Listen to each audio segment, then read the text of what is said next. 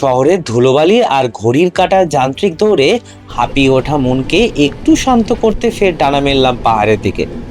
কালিম্পং জেলার এমন এক অফবিট পাহাড়ি গ্রাম আজ আপনাদের দেখাবো, যার পাইন বন আর মেঘ ছোঁয়া আকাশ নিমেষেই আপনার সমস্ত ক্লান্তি ধুয়ে মুছে সাফ করে দেবে।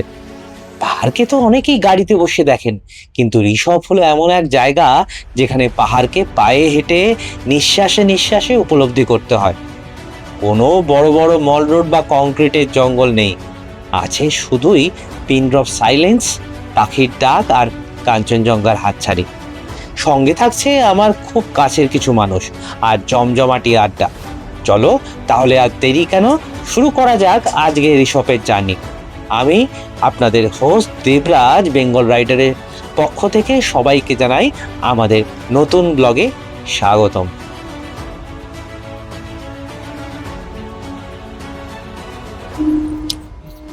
বেঙ্গল রাইডারের নতুন একটা ব্লগে আপনাদের সবাইকে স্বাগত।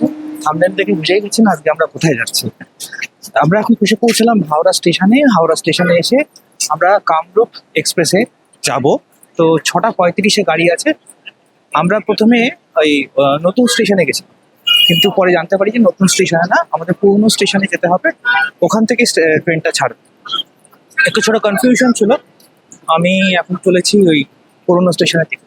চলুন যাওয়া যাক, এখানে করে যাক। তার আগে খাবার কিন্তু মানে আমার তো লাঞ্চ হয়নি, আজকে সারাদিন অফিস ছিল, সেভাবে খাওয়া হয়নি। আর এখান থেকে একটা ছোট কার্ট আছে, মানে এখানে খাবার পাওয়া যায় আর কি, বিরিয়ানি টাইপের, ফ্রাইড রাইস, দেখে প্রাইস ঠিকঠাকই লাগবে। চলুন যাওয়া যাক দিকটা। এই যে সেই কার্টটা, এখান থেকে অনেকে বসে দেখুন খাবার কিনছে। মেট্রোর ঠিক উল্টো দিক, মেট্রোর একদম বেরিয়েই এই সামনেই কার্টটা রয়েছে, এখান থেকে আপনারা খাবার কিনতে পারেন। আমাদের খাবার অলরেডি কেনা হয়ে গেছে, এবার আমরা প্ল্যাটফর্মের দিকে যাবো।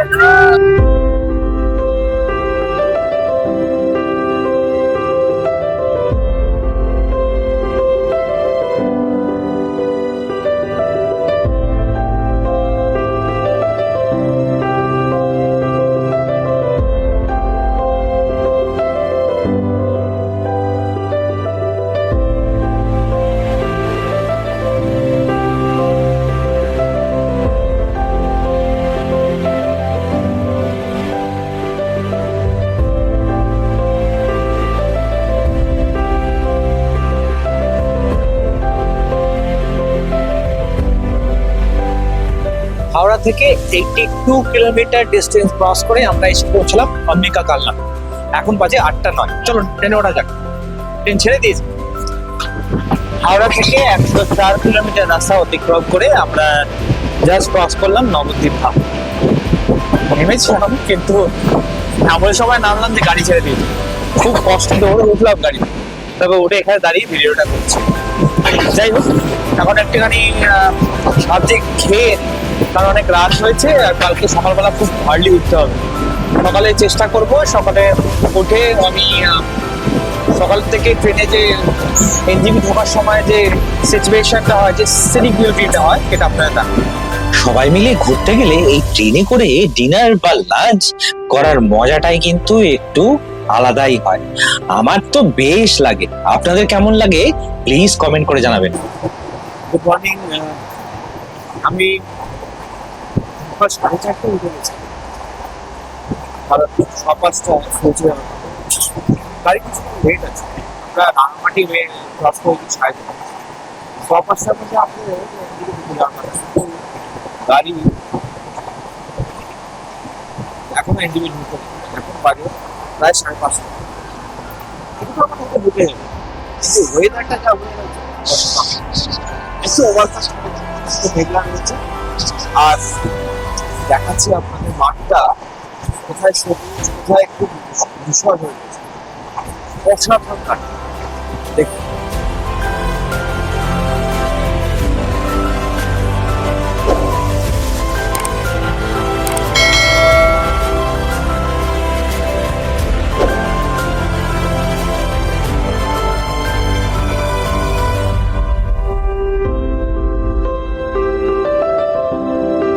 ট্রেন যখন ধীরে ধীরে এনজিপির দিকে এগোয়, জানলার বাইরে চোখ পড়লেই যেন হৃদস্পন্দন একটু বেড়ে যায়। দুধারে অন্তহীন সবুজ চা বাগান, আর ওই দূরে মেঘের ফাঁক দিয়ে লুকিয়ে থাকা পাহাড়গুলো মনে হয় যেন নীরবে হাতছানি দিয়ে ডাকছে।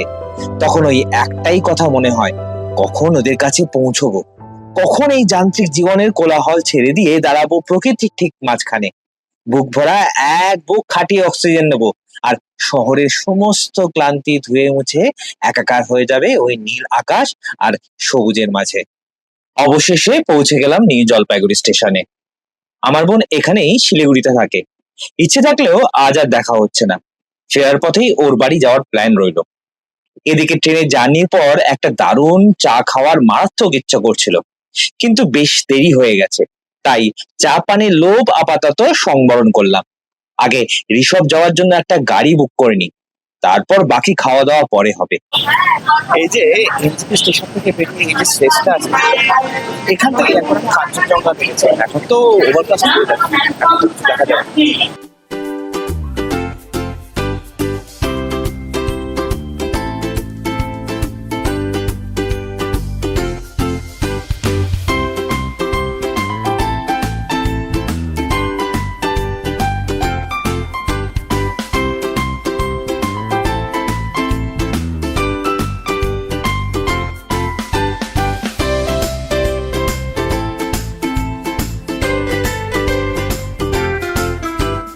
আমরা গাড়ি পেয়ে গেছি। আমরা একটা মাহিন্দ্রা এক্সইউ 300 বুক করলাম, 4,500 টাকা নেবে।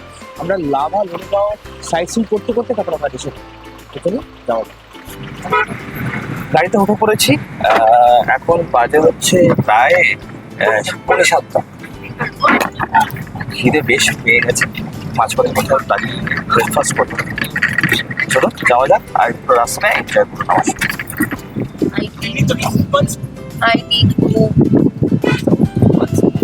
না, আমার ঘুম পাচ্ছে না।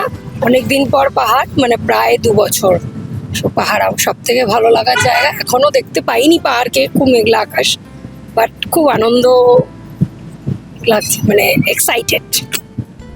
অনেকদিন পর পাহাড়ে এসেছি, একটু এক্সাইটেড লাগছে, কিন্তু আমার ঘুমও পাচ্ছে, কারণ কি কালকে সারা রাত ঘুমাতে পারি। এবার এখন ঘুমানো যাবে না, কারণ কি পাহাড় দেখতে হবে। কিন্তু আমি গ্যারান্টি দিয়ে বলছি যে মোটামুটি সবাই আর কিছুক্ষণ পরে ঘুমিয়ে পড়বে। মানে রাত্রেবেলা সেরকম ট্রেনে কেউ ঘুমায়নি। আমি ফুল এক্সাইটেড। আমি মনে হচ্ছে না ঘুমাবো। চলো রাস্তা এনজয় করা যাক। বিশ্বাস করুন, লোকে যে বলে না দার্জিলিং এ একটা যাওয়ার মতো একটা নস্টালজিয়া আছে, আমার কেন জানি না এনজেপি নামার পর থেকেই একটা নস্টালজিয়া কাজ করা শুরু করে দেয়। মানে সেটা আমি দার্জিলিং এ যাই, সেটা আমি গ্যাংটক যাই বা সিকিম যাই, যেখানেই যাই না কেন একটা নস্টালজিয়া কাজ করতে শুরু করে। আর যখন এরকম লাটাগুড়ি পাহাড় মানে জঙ্গলের মধ্যে দিয়ে যখন যাই, তখন তো তার থ্রিলিং একটা অন্য লেভেলে চলে যায়, দুর্দান্ত লাগে।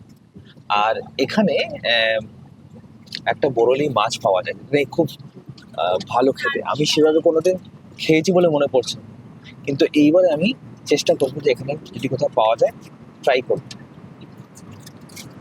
আমার মুখে হাসিটা বুঝতে পারছেন কেন? না, এটাই স্বাভাবিক।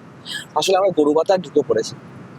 আর যারা প্রকৃতিকে খুব ভালোবাসে তারাই এই ফিলিংসগুলো বুঝবে। অসাধারণ, মানে কোথাও ডিপ সবুজ, কোথাও হালকা সবুজ, মানে সবুজের একটা অসাধারণ কন্ট্রাস্ট।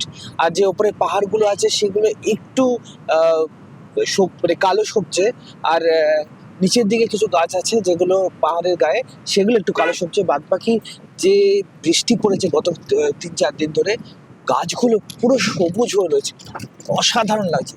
দেখুন,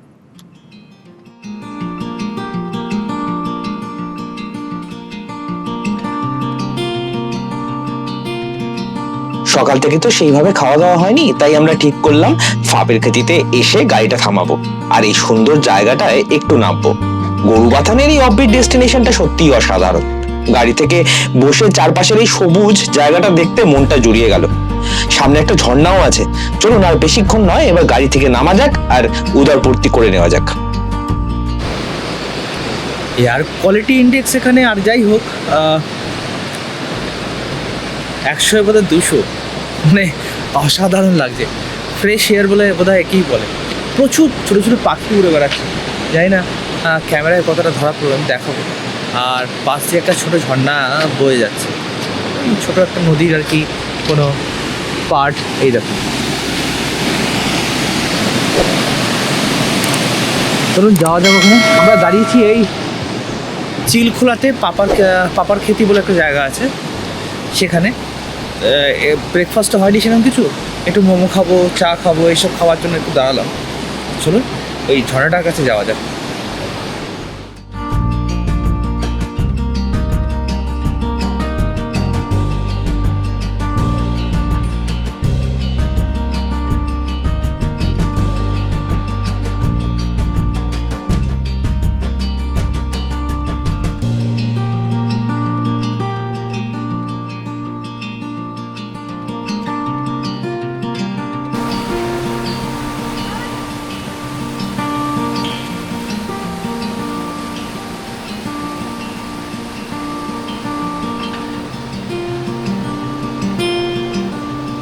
আপনারা যারা ক্যাম্পেইন করতে ভালোবাসেন তাদের কাছে এই জায়গাটা কিন্তু বেশ ভালো। নদীর পাশে এত সুন্দর জায়গায় ক্যাম্পেইনিং করতে সত্যি বেশ ভালো লাগবে। আর ঠিক পাশেই দেখুন একটা ছোট হনুমান মন্দিরও রয়েছে, আপনারা পারলে সেটাও দর্শন করে নেবেন। চলুন এবার একটু উদরপূর্তি করে নেওয়া যাক। এই আমাদের মোমো চলে এসছে। মোমো হচ্ছে এখানে 60 টাকা করে।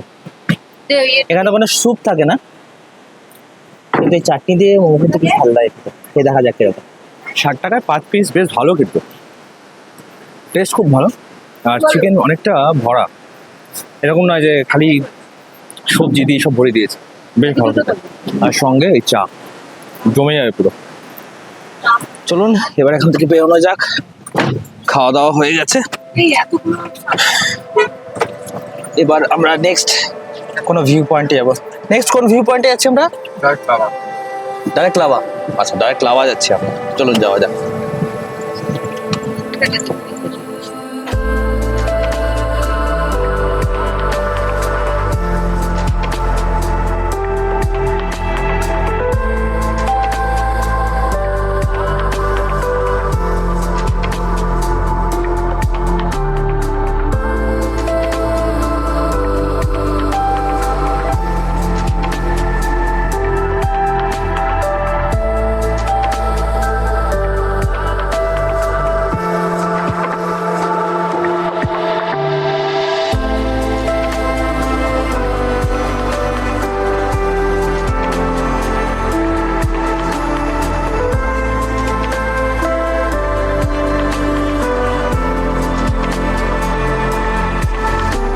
লাভা মনেস্ট্রির গেট দিয়ে ভেতরে পা রাখতেই মনটা কেমন যেন আচমকা শান্ত হয়ে গেল।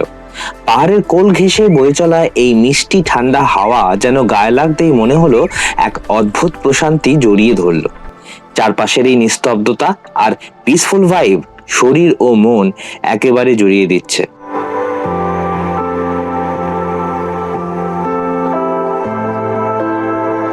এই লাভা মনেস্ট্রি শুধু সুন্দরই নয়, এর ইতিহাসও দারুণ। 90-এর দশকে তৈরি এই মঠটি তিব্বতী বৌদ্ধ সংস্কৃতির এক হলি প্লেস। এখানকার প্রাচীন স্থাপত্য আর চারপাশের শান্ত পরিবেশ আপনাকে এক অন্য দুনিয়ায় নিয়ে যাবে। অফিসিয়ালি এই মনেস্ট্রির নাম কার্মা কাগিওলিং মনেস্ট্রি। 90-এর দশকে তিব্বতী বৌদ্ধ ধর্মের কার্মা কাগি সম্প্রদায়ের অনুসারীরা এই পবিত্র কেন্দ্রটি গড়ে তোলেন। সমুদ্রপৃষ্ঠ থেকে প্রায় 7200 ফুট উঁচুতে অবস্থিত এই মঠের সবচেয়ে বড় আকর্ষণ হলো এর ভেতরে সংরক্ষিত দুষ্প্রাপ্য ও প্রাচীন বৌদ্ধ স্ক্রিপচার বা ধর্মগ্রন্থের বিশাল সংগ্রহ।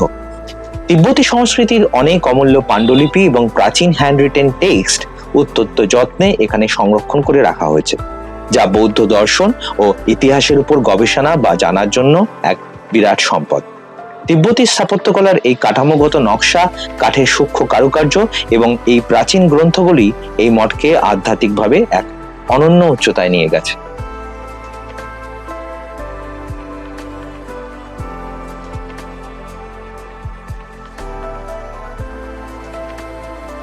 লাভা মনেস্ট্রির আধ্যাত্মিক শান্তি আর প্রাচীন স্ক্রিপচারের গল্প পেছনে ফেলে এবার আমরা গাড়িতে করে রওনা দিলাম লাভা পাইন ফরেস্টের দিকে।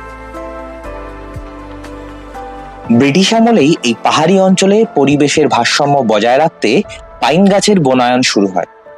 ধীরে ধীরে 7000 ফুট উঁচুতে অবস্থিত এই বিশাল পাইন বন তার জাদুকরী কুয়াশা, পাইন পাতার মেঠো পথ আর সুন্দরের চেয়ে উত্তরবঙ্গের অন্যতম সেরা টুরিস্ট স্পটে পরিণত হয় এখানকার শান্ত পরিবেশ আর পাইন কাঠের ঘ্রাণ মন জুড়িয়ে দেওয়ার জন্য যথেষ্ট।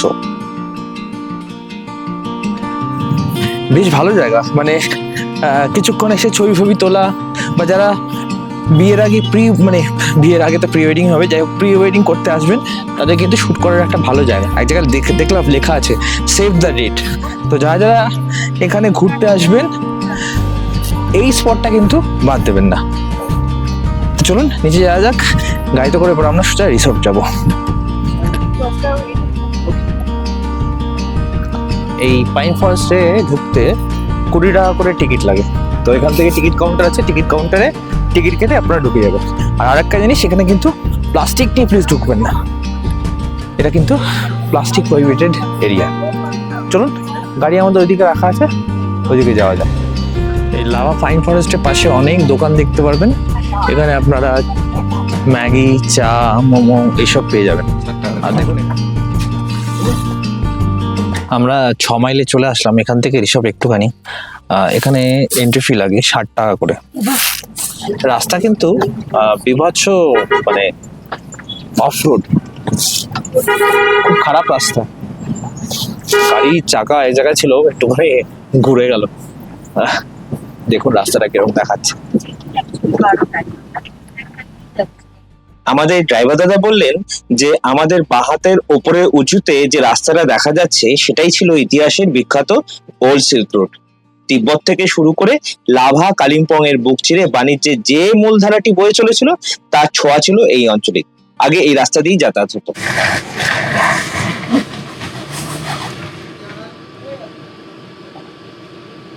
এই গাড়িটা অনেকক্ষণ ধরে চেষ্টা করছে উপরে ওঠার, কিন্তু উঠতে পারছে না। পাহাড়ের ড্রাইভার আর লোকাল ড্রাইভারের মধ্যে অনেক ডিফারেন্স আছে। ও স্কিড করছে। সেই কোন সকালে ট্রেন থেকে নেমেছিলাম, তারপর সারাদিন টোটো কোম্পানি মানে সাইট সিইং করতে করতে অবশেষে ঘড়ি কাটায় এখন প্রায় দুপুর 1:30। আর এই দীর্ঘ জার্নি পেরিয়ে আমরা সরাসরি এসে পৌঁছলাম আমাদের গন্তব্য ঋষভে। পাহাড়ের এই মিষ্টি ঠান্ডা আমেজে পৌঁছানোর পর এখন আমাদের সবচেয়ে বড় টাস্ক হলো আমাদের থাকার জায়গা অর্থাৎ ইয়াংকি ভিলেজ রিট্রিট হোটেলটা খুঁজে বার করা। চলুন দেখা যাক কোথায় আমাদের হোটেলটা। এই যে এইদিকে রাস্তাটা দিয়ে গাড়িটা আমাদের এখানে নামিয়ে দিয়েছিল, আর আমাদের হোটেলটা ঠিক এই রাস্তার এই পাশেই। এই যে এটা হচ্ছে আমাদের হোটেল ইয়াংকি ভিলেজ রিট্রিট ঋষভে। এটা অনেকটা নিচে হোটেলটা, কিন্তু ভিউ অসাধারণ। এখান থেকেই কাঞ্চনজঙ্ঘা দেখতে পারবেন আপনারা। চলুন আপনাদের হোটেলের ভেতরটা দেখাই। এইরকম একটা স্লোপিং উঠে গেছে, উঠে এই হচ্ছে দরজা, এই হচ্ছে দরজা, মেন গেট এটাই। চলুন উপরে উঠে দেখাই আপনাদের। চলুন আপনাদের হোটেলটা ঘুরিয়ে দেখাই। এই যে মেন গেট থেকে আমাদের লেফট হ্যান্ড সাইডে যে জায়গাটা দেখছেন, এই যে সোজা ঢুকে যাচ্ছি, এটা হলো এখানকার ডাইনিং হল। আর এই সোজা অংশটাই হচ্ছে রিসেপশন। আর এখান থেকে ভিউ অসাধারণ। চলুন সামনে এগিয়ে দেখাই। এখানে থেকেই আপনারা কাঞ্চনজঙ্ঘার ফুল ভিউ দেখতে পারবেন যখন ক্লিয়ার স্কাই থাকবে। কি কেমন লাগলো জায়গাটা? খেতে বসে এরকম সুন্দর জানলা দিয়ে ভিউ দেখতে কার না ভালো লাগে বলুন? দেখুন এখান থেকে আকাশটা কি সুন্দর লাগছে। এত সুন্দর আকাশ থাকলে আর কোনো সাইট সিইং করার প্রয়োজন আছে বলুন? দেখুন সামনের গাছটায় কতগুলো ছোট ছোট পাখি বসে রয়েছে, আর এখান থেকে পাহাড়ের উপর মেঘগুলো যেন ভেসে বেড়াচ্ছে। কি অসাধারণ লাগছে। কেমন লাগছে অবশ্যই কমেন্ট করে জানাবেন। চলুন আপনাদের এই হোটেলের রুমগুলো কিরকম দেখে দিই। এটা ফার্স্ট ফ্লোরে। এরকম একটা কিং সাইজ বেড পাবেন, প্রসাধনের আয়না, এরকম বড় বড় দুটো জানলা, আর খাট থেকেই শুয়ে শুয়ে আপনারা বাইরের সুন্দর দৃশ্য দেখতে পারবেন। পুরো পাইন কাঠের ফার্নিশ, আর তার সঙ্গে এই হচ্ছে বাথরুম। বাথরুমে বেসিন রয়েছে, কমোড রয়েছে, জেট রয়েছে, গিজার রয়েছে এবং আয়না রয়েছে। এর থেকে আর ভালো আমরা কি এক্সপেক্ট করতে পারি একটা এরকম সুন্দর জায়গায়, এরকম সুন্দর হোটেল থেকে? আমরা যদি উপরের রুম নিইনি, তাও আপনাদের দেখিয়ে দিলাম উপরের রুমগুলো। আমরা নিচে ঠিক এর নিচেই এই যে সিঁড়িটা নিচে নেমে গেছে, এই যে এখান দিয়ে নিচে নেমে আমাদের রুমটায় যেতে হয়। চলুন যাওয়া যাক, আমাদের রুমগুলো আপনাদের দেখাই।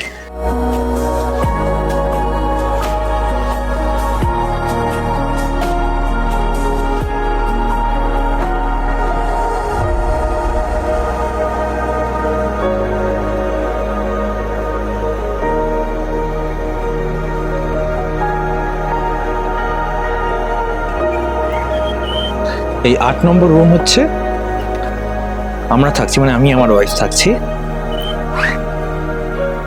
একটা কিং সাইজ বেড দেওয়া হয়েছে, যেখানে দুজন আপনি আরামসে শুতে পারবেন। পাশে একটা বেড সাইড টেবিল, তার উপরে একটা টেবিল ল্যাম্প। এখানে একটা টেবিল দেওয়া হয়েছে, সঙ্গে চেয়ার। এখানে বসে আপনি কাজ, মানে আপনার নিজস্ব কাজকর্ম করতে পারবেন। এখানে একটা ড্রেসিং টেবিল,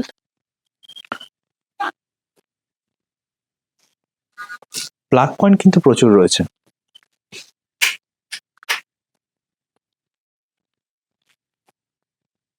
এখানে আপনারা ব্যাগ রাখার জন্য অনেক সেলফ পাবেন। এই ওপরে একটা দেখতে পাচ্ছেন ড্রয়ার টাইপের, এখানেও আপনারা আপনাদের যাবতীয় জিনিসপত্র রাখতে পারেন।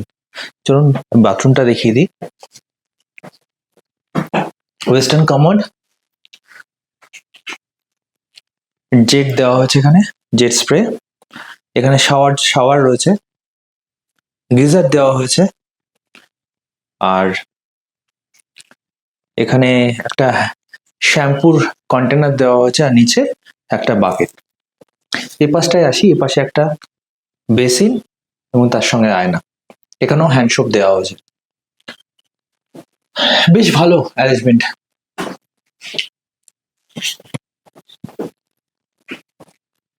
আর বেড সাইডে এখানেও একটা বেড সাইড টেবিল দেওয়া হয়েছে, যার মধ্যে একটা কেটলি দেওয়া হয়েছে। এই বোতলটা অবশ্যই এখানকার না, এটা আমাদের বোতল। আর এই যে এখানে একটা গ্লাস দেওয়া হয়েছে, এখানে চায়ের স্যাশে বা কফি স্যাশে এসব দেওয়া হয়েছে। মোরওভার রুম কিন্তু বেশ ভালো। আজকের মতো ঋষভের ট্রাভেল ব্লগটা এখানেই শেষ করছি, তবে খুব শীঘ্রই ফিরছি এর দ্বিতীয় পর্ব নিয়ে। সেখানে আপনাদের জন্য থাকছে পায়ে হেঁটে পুরো ঋষভ ঘুরে দেখানো, মন জুড়ানো সানসেট, ঋষভ থেকে দার্জিলিং যাওয়ার রোমাঞ্চকর গল্প ও আরো অনেক চমক। তাই চোখ রাখবেন আমার চ্যানেলে। আজকের ভিডিওটা ভালো লাগলে অবশ্যই একটা লাইক করে দেবেন প্লিজ, এবং আপনার বন্ধু বান্ধব ও পরিবারের সঙ্গে শেয়ার করতে কিন্তু ভুলবেন না। যারা আজ প্রথমবার আমার ব্লগ দেখছেন, চ্যানেলটি সাবস্ক্রাইব করে বেল আইকনটি প্রেস করে দেবেন, যাতে এরকম পাহাড়ি সফর ও সুস্বাদু খাবারের আপডেট সবার আগে আপনার কাছে পৌঁছায়। আমার ফেসবুক ও ইনস্টাগ্রামের লিংক নিচে ডেসক্রিপশন বক্সে দেওয়া রইল, অবশ্যই ফলো করে নেবেন। সেখানে আমার প্রতি মুহূর্তে লাইভ আপডেট এবং পাহাড়ি উপত্যকা নানা রকম সুন্দর ছবি আপনারা পেয়ে যাবেন। তাহলে আজ এখানেই বিদায় নিচ্ছি। খুব শীঘ্রই দেখা হচ্ছে নতুন কোনো অ্যাডভেঞ্চার নিয়ে, যা থাকবে আমার সেকেন্ড পার্টে। সবাই খুব ভালো থাকবেন, সুস্থ থাকবেন। আজকের মতো তাহলে এখানেই বিদায় নিচ্ছি। নমস্কার।